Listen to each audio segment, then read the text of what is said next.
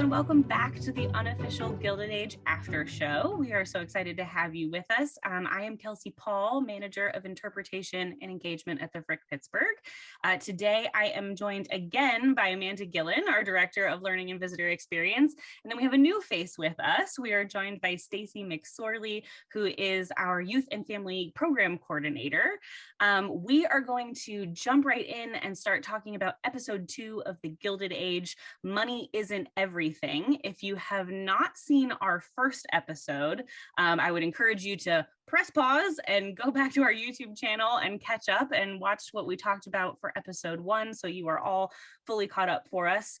But we're going to be talking about episode 2 today. So the episode synopsis for this episode of The Gilded Age is: Marion receives a visit from Tom Rakes, whose legal advice Peggy seeks. Elsewhere, the Russells take center stage at a charity bazaar. So we are going to get to the charity bazaar for sure.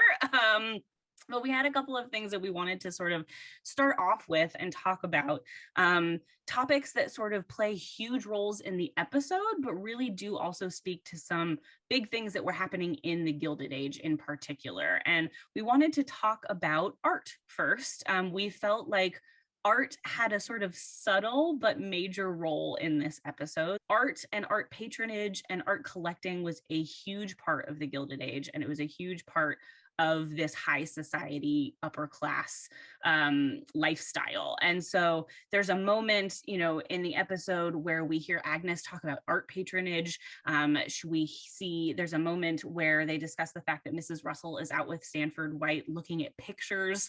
And then we have 2 very big pieces of art that are sort of featured in the episode that we wanted to talk about, which we'll get to in a second. But let's start by talking about art in general. What kind of art are these wealthy Gilded Age Americans collecting at this period, and why? What is the significance of this art? Why are they doing this? What is the point? I'll kick it off to either of you. I'll take this one. So art was really interesting during the Gilded Age. At that time, the aesthetics movement was really taking a hold in America. And the aesthetic movement at its core was art for art's sake, art that was created to be beautiful.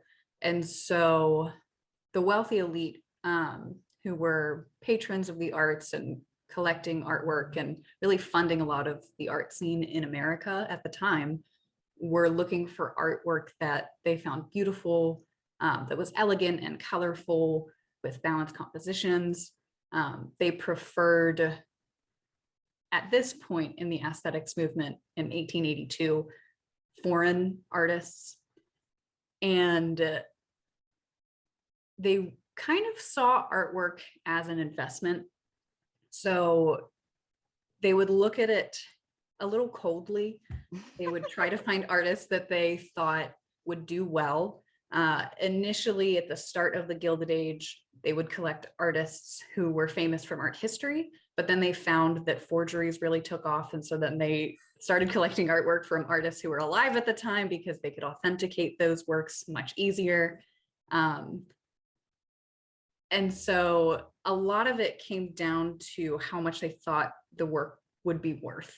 Mm-hmm. And something kind of interesting that I read was that they liked an artist who was maybe nearing the end of their career, because when an artist passes away and is no longer creating more artwork, their artwork then becomes more valuable.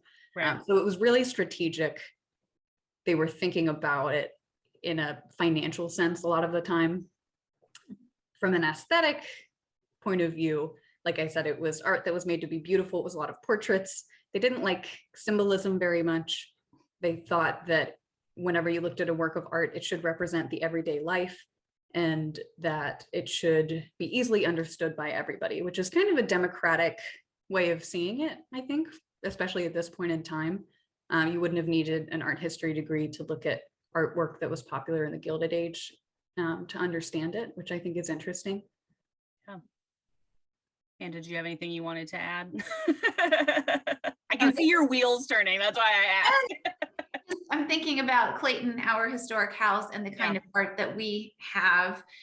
which is kind of, Mr. Frick, when he started collecting, was a self-taught collector who learned from other collectors in Pittsburgh, dealers like Nodler, who opened an office in Pittsburgh and had a big, office in New York, or gallery in New York. So Frick's buying contemporary things at, sort of contemporary art, things that we still have in Clayton. And then of course goes on to build the Frick collection when he switches then to the old masters, kind of the reverse Stace almost of what you're talking about. But no, it is interesting. Like if you're paying any attention at all to the interiors in the show, like, or if you aren't up to this point, start really looking, because they have done the work to include paintings and sculpture in these interiors very much as, as it would have been.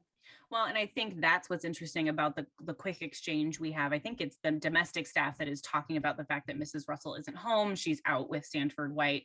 The fact that he's an architect, but he is also consulting her really on the interiors, what she's putting in the rooms. I think that's sort of a something that's maybe foreign to those of us. When you think of an architect, you just think of somebody who's building the building, they're designing the building, and then they're walking away. But that's not really the case with, I think, architecture and architects in this period. They're really consulting sort of from start to finish on everything.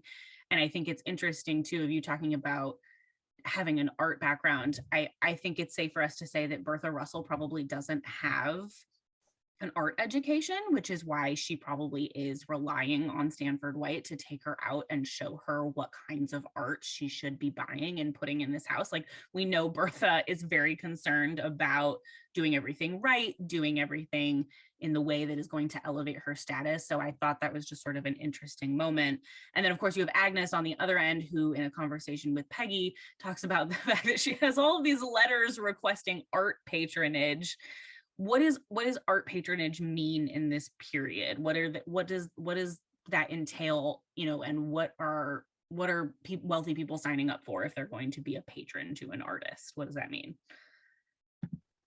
But those have been letters from individual artists. Stacey, this is more your realm, like artists writing to her and saying, I'd like you to be a patron of mine, supporting me financially. I'm assuming, yes, we didn't get many details about it, but that was something that artists did at the time. You would seek wealthy benefactors to help support you in your art making. And so it could take some different forms, but being a patron of the arts or a patron of one artist would mean that you are kind of supporting their life. So artists really relied on patrons at the time. There was an idealization in a lot of the Gilded Age artwork that I think relying on benefactors played a big role in that. So, if you're going to paint somebody's portrait, you want to make sure that they look beautiful. It's a lot of pressure to do that. Because if it's not the most flattering work of artwork, and especially if they are your benefactor, they can kind of pull the rug out from underneath you. So they would have helped to, pay for your housing and your lifestyle. They would commission artworks from you. Something that the wealthy elite did a lot during the Gilded Age was commission works of art as gifts. That's something I actually know Mr. Frick was a huge proponent of. He did that a lot. So it was really desired to have a portrait of yourself that was painted, but people like politicians weren't really able to commission portraits of themselves a lot of the time because it was seen as overspending. It was seen as, makes me think of that conversation that happened at the dinner table in this episode where they talk about how the French cook is, so expensive, and it's kind of a criticism of the Russell family. And politicians, were under public scrutiny. And so if they spent all this money on artwork for a picture of themselves, that was seen as, very self-involved and a waste of funds. And so wealthy elite would commission the portraits of other people for them and then gift it to people. As a way to curry favor, I would imagine, right? What a nice way to win over a local politician if you honor him with a painting of himself or whatever, it's sort of like that graft, that political graft, I think we'll get into a little bit here. Yeah, we're definitely going to talk about Mr. Russell's sort of political dealing. So that sort of plays right into that. But since we're talking about portraiture, let's talk about Mrs. Astor's portrait, because it's that last shot right at the end of the episode as Mrs. Astor is sort of ascending the staircase, and we get this beautiful sort of pan of this full-length portrait of her. It's a portrait really of the actress because it's, they painted it to make it look like her. But it's an allusion to a real life portrait that was done of Mrs. Astor that is sort of very well known. We can take a look at it really quickly. And the timing is a little bit off. So our show is set in 1882. This particular portrait of Mrs. Astor, which is now at the Met, is done in 1890. So the timing's not quite accurate, but she was well known for flaunting this portrait. She was very proud of it, and we have an image also next to the picture of the portrait being displayed in her drawing room at her larger Fifth Avenue mansion that she builds later. So again, we see her in 1882. She's living in her sort of original large brownstone.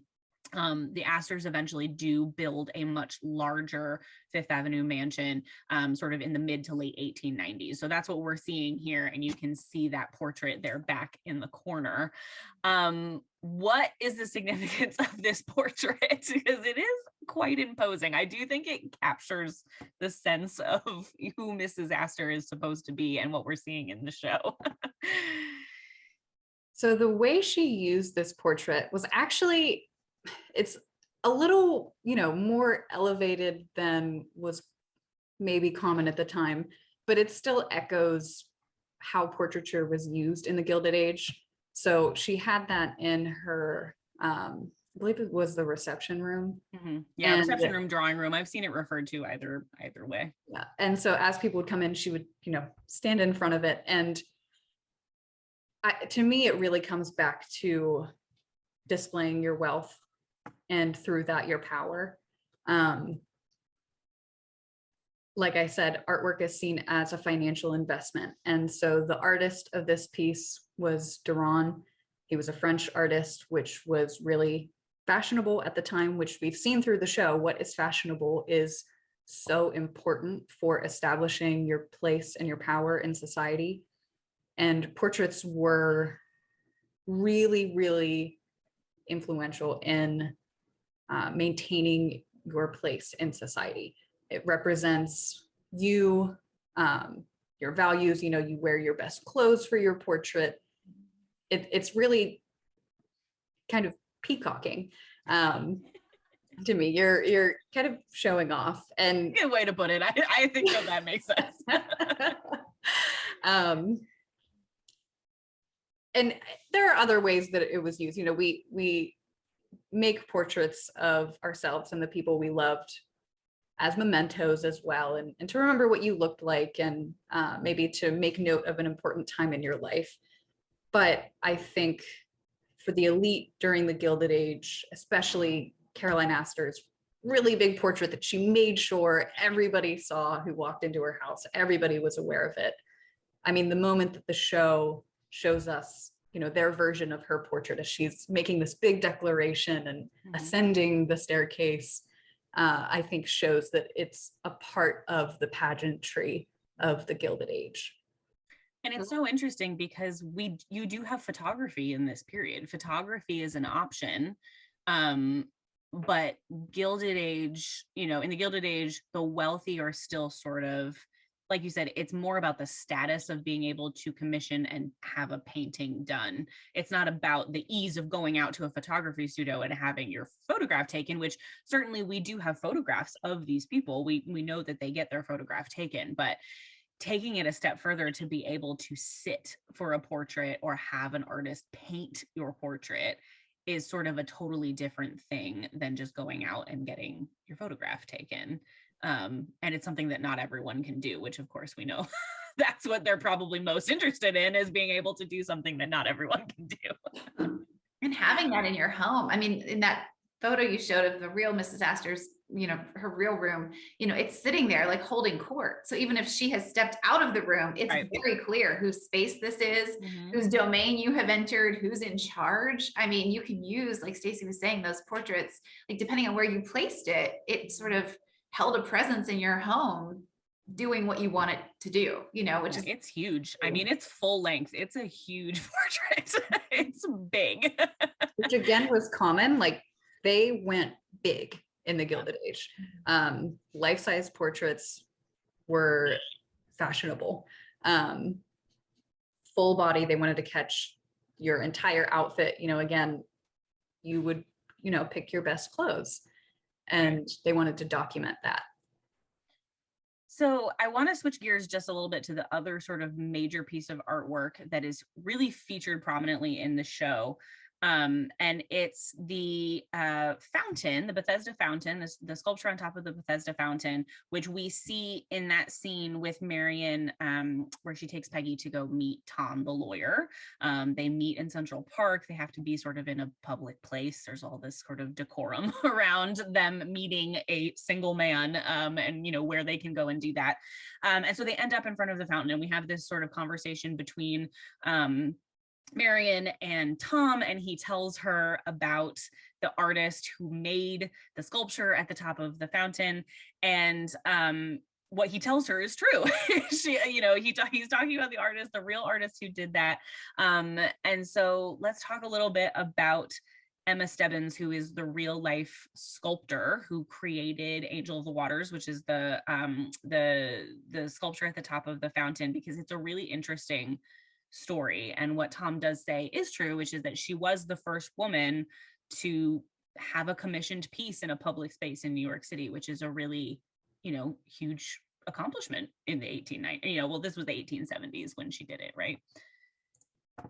So yeah, I thought it was so interesting. I didn't know much about the Bethesda fountain before the episode came out. And then as I started researching it, it really is such an interesting work of art.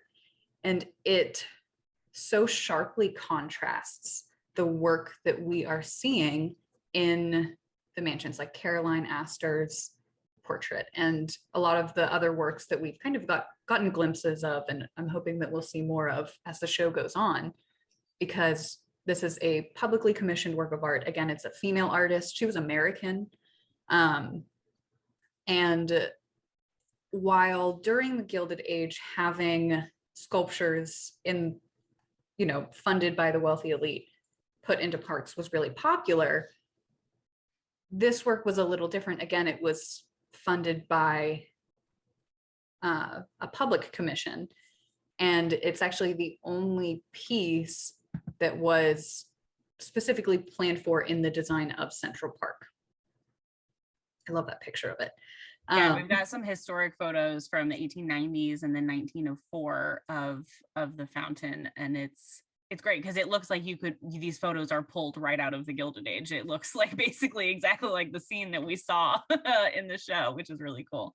Yeah, and you can see that it's really was and still is a gathering place in New York City.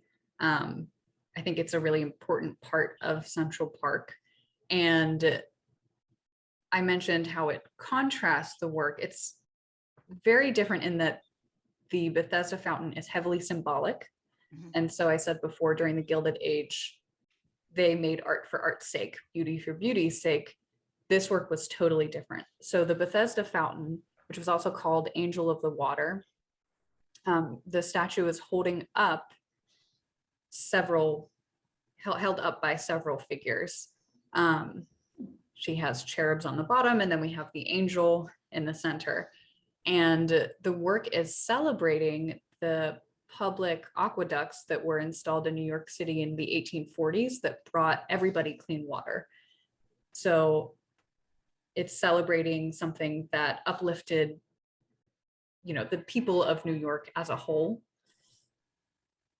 And it's doing this through symbolism. So there's a lot of little excerpts written by the artist. I won't read them all, but I would encourage people to look it up. It's really interesting to hear what she has to say about her own work. She talks about the miraculous advent of the angel, and how healing and water relate to each other, that, clean water is health and is well-being. That was really important to her and important to that democratic ideal. And so it being a contrast to the art that was popular at the time, it wasn't very well received whenever it was unveiled. So funny that it wasn't well received, which, you know what, I feel like is probably true of a lot of art. It's when it first comes out, people are like, and then it gains sort of reputation because that fountain is so iconic for New York City now. So it's so funny to think that they didn't really enjoy it all that much. A lot of our best loved things today are things that people hated when they were new, probably different when they were new. And now we think they're, iconic or whatever. Yeah. You have a quote, Stacey, of why they didn't like it, which I think is the best. Yeah. So I will read this quote. It is from a review in the New York Times. It says, "All had expected something great, something of angelic power and beauty. And when a feebly pretty, idealist thing of bronze was revealed, the revulsion of feeling was painful. The figure resembles a servant girl executing a polka." And what an insult. Everybody really didn't pull any punches. Insults to servant girls, insults to polka, and insults to Emma Stebbins. Yeah, when I read that, I was a little shocked, again, because the fountain is so popular now. I'm not sure. So this is about a decade before the show takes place. I'm not sure how public opinion would have changed in that decade. I imagine a lot of people would still kind of scoff at it because it's still not quite fashionable. Toward the end of the Gilded Age, a lot more statues get installed in New York, in Central Park specifically, but those are all funded by private donors. So the wealthy elite would dictate what those statues look like, and they tended more toward historical figures that they favored. So their preference was very different from the Bethesda angel, even 10 and 20 years later. And the figure resembling a servant girl is kind of interesting because the angelic figure was actually based on Emma Stebbins' wife. She had what was called a Boston marriage, which is she was married to a woman, but it wasn't recognized legally. And the woman she was married to was a world famous actress. Her name was Charlotte Cushman, who, they had a relationship for many years at this point. They lived as lovers. It was somewhat well known. They had kind of like a small community of people. And so Charlotte Cushman was the model for this statue, which makes me think that it was less idealized than people were used to. Even though I would assume she was considered very beautiful at the time, she was a world famous actress. If she didn't smooth over every single feature and make her look like this perfect being, that would have also maybe been a shock to people because they were used to seeing these perfect figures in artwork. Right. And I believe, correct me if I'm wrong, but the sculptures done in the early 1870s, Emma Stebbins and her wife are in they're middle-aged at that point too. So I'm wondering if there's a little bit of an ageism there, if she's modeling her, this statue off of a 50-year-old woman, she, rather than aging her down and making her a young, a young idealized version of womanhood. But yeah, that's so interesting. And it's such an interesting way to you see the fountain totally differently, I think, knowing the sort of story behind it. And we were talking too about the fact that publicly commissioning artworks for places like public spaces like Central Park is totally in line with the sort of thing that was happening in the Gilded Age. There's a movement in the Gilded Age called the City Beautiful movement, which is this idea. Well, Amanda, do you want to talk about the City Beautiful movement a little bit of what it sort of is? Sure. I've been fascinated with this concept since graduate school. I remember studying it in my historic preservation class. It's so condescending, but so interesting at the same time. And I actually sort of buy into it sometimes, but it's this idea that if I get this right, this idea that building beautiful things will improve society. Buildings, your surroundings, that if, you know, people who are of lower income or working class people have access to beautiful buildings and sculpture and public spaces that are clean and what am I thinking? Like just not egalitarian, but sort of like appropriate and you know, that model a successful life, that will somehow improve their lives or inspire them to improve their own lives. And so, you know, a lot of these temple-like, you know, sort of classical buildings that we still have today, like think about here in Pittsburgh, you know, down in Oakland, you know, Carnegie Mellon University and, you know, the Carnegie Museum of Art, this idea that these beautiful buildings would improve society was very much infused in the late 19th century. And a lot of money was put into that effort. I mean, there was a whole lot, and we'll talk more about this too, but this idea of improving people through things, through activities, through, you know, objects. And that is it, there's such a classism there because it's the elite, you know, saying, hey, this is the way, this is better for you. You should be around these kinds of things, but we can make our whole world better by building beautiful things. Now, I actually do kind of buy into that. There is value in being around inspiring places, right? But it's very much this kind of social movement that, you know, really was, at least, I don't know how long this idea extended, but at least the latter half of the 19th century into the 20th century. Yeah. And so I think a lot of public parks that we still have are born out of the City Beautiful movement. Central Park is absolutely one of those. Central Park in its sort of stylized version that we're seeing in the show.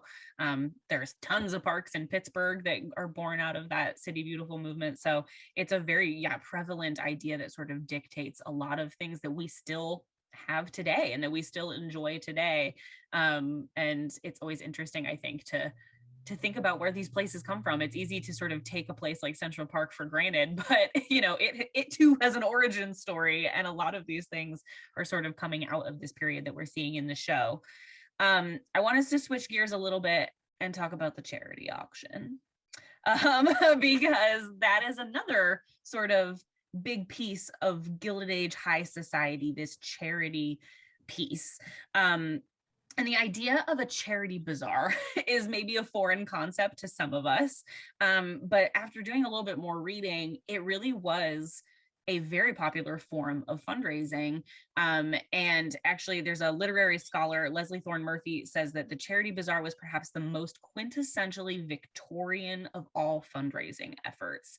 And after doing a little bit of reading, I found that this bazaar thing really comes from Europe. It's a popular fundraising form among the aristocracy in Europe in the 19th century. And as Gilded Age Americans, wealthy Gilded Age Americans often do, they like to sort of copy or try to mimic what Europeans are doing. You know, Stacey talked about that with the art. They tend to look across the ocean for their artwork. And so it's the same kind of thing. And so what we're seeing in the episode, I think, is sort of mimicking this charity bazaar.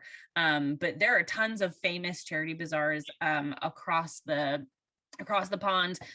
Paris, London, they would have annual charity bazaars. There's a very famous in 1897, a massive fire broke out in Paris at a charity bazaar. The whole thing burned to the ground. 126 people died. It was dramatic. I urge you to read into it. I was trying to find images and things, and that just kept coming up. But I have another image that we can take a look at of a print of a London bazaar in the late 1890s. And let me see if we can get it up here. So it was a well-attended thing. Here we have the Princess of Wales, who is sort of opening this big bazaar to benefit the London Hospital in 1898. She sort of, I think, she reminds me of what Mrs. Astor does when she walks into the charity bazaar that we see in the show. She's sort of that that person who sort of dramatically opens the bazaar, but they were real life things. We also have an image of an actual charity bazaar that was thrown by Alice Vanderbilt up in Newport in 1900. That hers is outside, so it's just a little bit different, but you can see they've got the booths and they're all dressed in their finery, and they're selling their little sort of trinkets like handkerchiefs and fans and things. So it was very much a real life way that they fundraised. So that's certainly factual as far as what we're seeing in the show. But we were talking about the fact that this idea of charity and the importance of charity is also sort of a main tenet of high society life in the Gilded Age. It's a huge part of how they're spending their time and how they're spending their money. And when Mrs. Astor does open the bazaar, I noticed one of the lines that she says is, "Spend what you can," which we were talking about really plays into this another sort of idea of the Gilded Age, which is this idea of the gospel of wealth, but also the idea of the worthy poor. And Amanda, you were going to talk to us a little bit about what that means, because I think we see it on display in the episode for sure. And there's so much at play there. These women, so this idea of this charity bazaar, it is such an extension of the woman's sphere, right? Like, so the things that they're selling, like you mentioned, handkerchiefs and fans and needlework and embroidery, those are all very traditional domestic, female domestic pursuits, things you're doing at home for your home. It's entirely appropriate that those are the things that you sell. And they're clearly selling for other women. Like, this is a very female dominated scenario. Even in those photographs you showed, the one of Alice Vanderbilt, a whole bunch of women, they're young girls, it is. And so that social element is also really important here. But yeah, there's this, and you're talking about, spend what you can. The women in the show who are putting on the bazaar are the old money group. Mm-hmm. And they do have money, but they don't have millions of dollars. And so there is limited resources there, and they're making choices, right, about where they have this thing, who comes. And there's this constant push-pull in both episodes about Mrs. Russell and her big money. It's like they want her money, but they don't want her money because the money comes with obligations. So they throw this thing without her. And they are trying again to raise money. And I forget the titles of some of these charities, but they're very condescending charity. I believe I wrote it down. I believe so. They have the infirmary for indignant women and children. That's one, which is perhaps the most condescending one. And then they have the dispensary for poor women and children. And so I think the concept is that they're raising funds to be able to merge these two organizations together, because there's a comment from one character that's like, they're kind of doing the same thing. So like, we should just like make them the same. All these miserable women, I think they call them in their the miserable women and their miserable children. So, women and children were the worthy poor. And this is not an idea isolated in the Gilded Age. This idea of who's deserving of financial help and who isn't. I mean, that is with us today. That is in our politics. That is in COVID. That is in everything we still talk about, because, that's that idea of like, well, I'm going to sort of say, in my mind, you deserve this money because you are an orphan, or because you are elderly, or special needs, or a woman who's widowed. Those were worthy people. They had not done anything per se to deserve their poverty, right? There are other people in the eyes of some that deserved their poverty, or at least weren't going to get pulled out of it by the funds of others. If you were a drunk, or if you were seen as quote unquote shiftless or lazy, or you weren't working, that was sort of outside of who they wanted to help. Those were the unworthy poor. And it's a horrible thing to talk about, because it's really just categorizing people. But we still do this today when we say like, well, you can, receive aid from the state, but you need to take drug tests, or, what I mean? That idea of filtering people is still with us. These women are, it's all about hierarchy. It's all about who they think is worth their money, and women and children always would be. I mean, that's fine. Another idea comes out, in England and then in the United States, because they're, with great industry also comes great financial difficulty for people, like thinking about Frick and his coal mines. Mines would shut down if the price of coal was low, or, so people would get laid off. And so there becomes, over time in the Gilded Age, a kind of another group of people who needed assistance, people who were legitimately out of work. And of course that translates all the way through the depression and everything else. So that becomes another subset of like worthy poor, and mechanisms start to be put in place to help those people separately. But our women in this episode are, the women and children, they are worthy of our time, but we're also going to have a party. We're going to have a 3-day social display for each other. And that's another message that's coming out of this episode that gets ripped apart by Mr. Russell and his dramatic, somewhat ridiculous antics. Yeah, so we'll talk about that in a second. But yeah, I think, we were talking that there's almost this question of like, is it really about the money, or is it just more about seeing and being seen? There is a public display associated with doing something like this charity bazaar. These events were heavily covered in the press. We see that when Bertha has her freak out in the morning and throws her breakfast, because the press was keeping track of where this bazaar was going to be held, and it was newsworthy. I mean, this was something that people were keeping track of.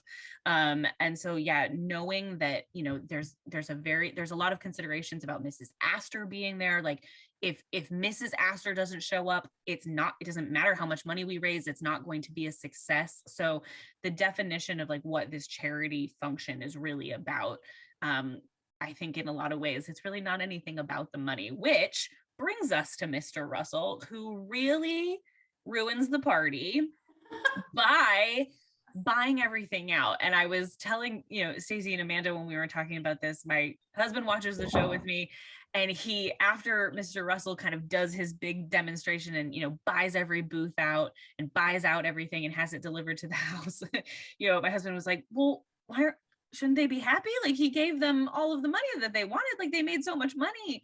I was like, it's not about that. It's really not about the money. I was like, he ruined the spectacle of it because he basically shut it down. And so that moment when Mrs. Astor says, well, I guess I'll go home, like this is over. And you see Mrs. Morris and Mrs. Fain, who are just sort of so crestfallen and devastated that she's leaving and that the whole thing is over, I think really demonstrates in that moment that it's really not so much about the charity.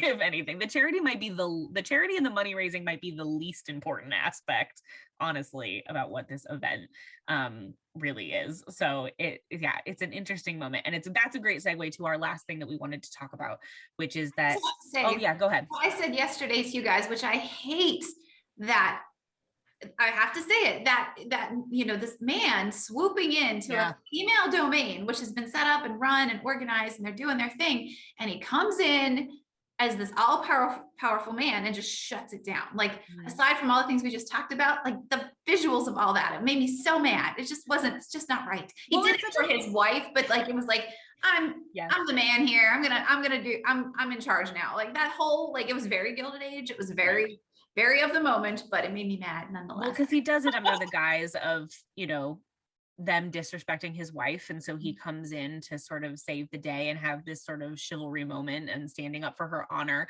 And you can tell that Bertha is eating it up. Like, she loves it, that she has this moment of like, that's my husband. And he got you all back.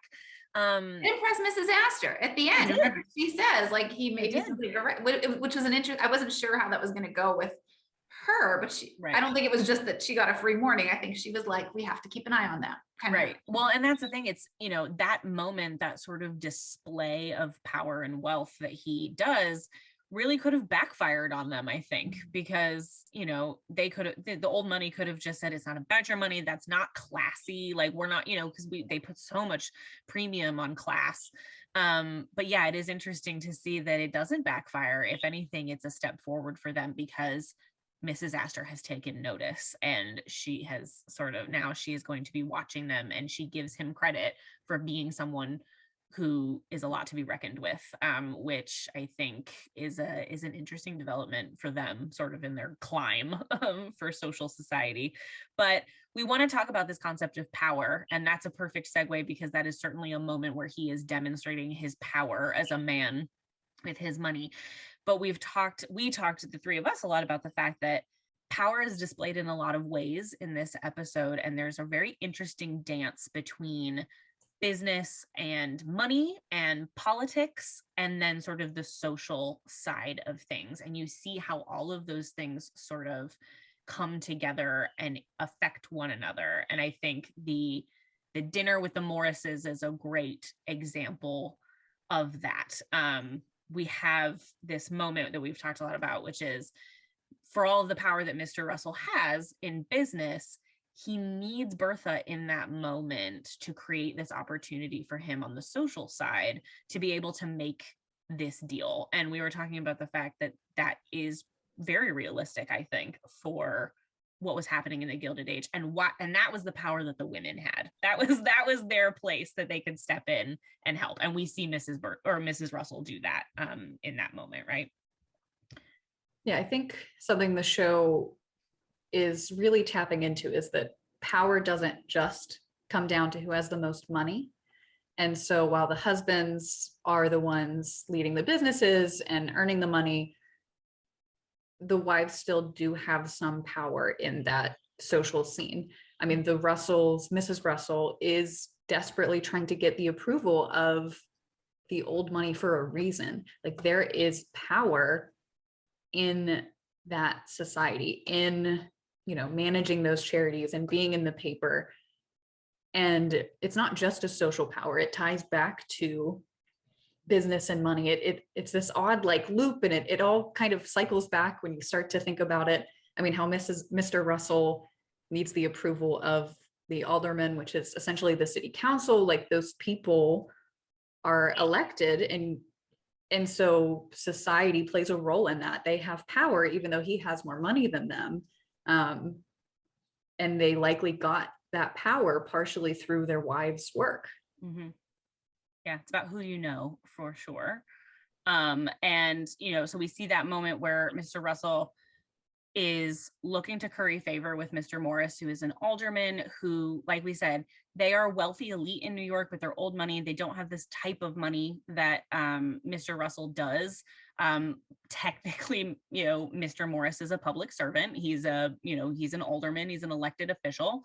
And so they sort of have this very interesting dance with their wife, you know, this like this conversation, their wives back and forth, and they orchestrate the meeting through their wives. Like, it's not Mr. Russell that extends the invitation, it's Mrs. Russell to Mrs. Morris, but it's sort of this unspoken thing that the husbands are going to have an opportunity to sort of wheel and deal in the billiards room. They're playing pool. It's like a whole thing. Ours. Yeah. While, you know, Mrs. Russell and Mrs. Morris talk about the ballroom, and it works. You know, they walk away from that dinner, and Mr. Russell, you know, comments that Mrs. Russell caught him his big fish. He says he gives her the credit for making that happen. And then we sort of see the aftermath of that, which is the shady carriage ride that Mr. Russell and Mr. Morris have, where they're sort of discussing how this is going to work, their plan with, you know, buying stocks on margin, which is essentially insider trading is what they are doing. That would be that's sort of the modern phrase for what's happening. But we talked a lot about this sort of, you know, Mr. Russell throws out those moments where he's like, I'm not telling you to do anything. You know, it's all unspoken.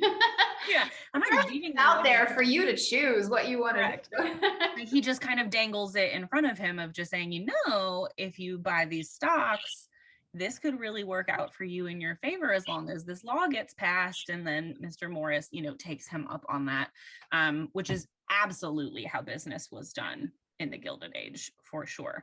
Politics and business are hand in hand in the Gilded Age. You can make the argument that it's still the case today, for sure. But yeah, social woven in, like it's a very intricate dance they're all doing together to make money, to gain more power. Mm-hmm. Yeah, and you see that was a perfect example of how, like with that dinner and how it all played out. Very insightful. Yeah, absolutely. Any final thoughts on our conversation about power? We could go on and on and on, but the episode must come to an end eventually. I do want to end with a Instagram follower question. We had a question from an Instagram follower. Lucille Della asks about which Gilded Age mansions are open and available to tour as museums, historic house museums. there are no shortage of Gilded Age museums. We'll plug ours first, which is you can certainly come and see Clayton, which is the Frick family home here in Pittsburgh. The house is closed right now. We're doing some extensive restoration work on the second floor and still sort of grappling how best and how safely to open the house in sort of this phase of the pandemic. But normally Clayton is open to the public. You also have the Frick's home in New York City, which is open as an institution, as a museum. Although closed right now.